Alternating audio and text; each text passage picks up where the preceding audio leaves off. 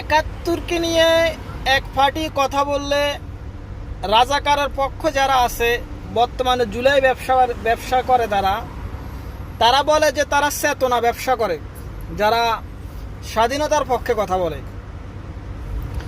আরেক পক্ষে আছে নাসিরউদ্দিন পাটোয়ারি, যারা যে পক্ষে আছে এরা খালি চরিত্র হরণের রাজনীতি করে, বড় নেতাদেরকে ছোট করে যত অশালীন কথাবার্তা বলে ওগুলা করে। আরেক পার্টি আছে মব সৃষ্টি করে, আমার মতের অমিল আছে, আপনাকে ধরে সেটা ভেঙে দিবে, এটাকে বলা হয় মব। যেটা করছিল রাজশাহী ইউনিভার্সিটির এই উগ্র ছাত্র হাম্মাম, তার নাম হয়েছে আম্মাম, আমি তারা বলি হাম্মাম, আরবি ভাষাটা লেফটিন। এখন আজকে জুলাই নিয়ে কথা কাটাকাটি হয়েছে এই মহিলার সাথে।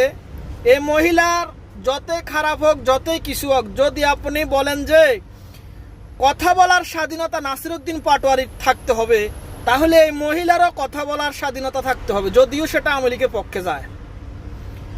এই মহিলা যদি কথা বলার স্বাধীনতা না থাকে, এরকম একটা চোদনা জুলাই ব্যবসায়ী ওই মহিলার গায়ে হাত দিতে পারে, তাহলে নাসিরউদ্দিন পাটোয়ারি 17 বছর যারা জুলুম নির্যাতনের শিকার হয়েছিল তাদেরকে অপমান করার জন্য জায়গায় জায়গায় হেঁড়া ভাঙা খাবে, এটাই স্বাভাবিক।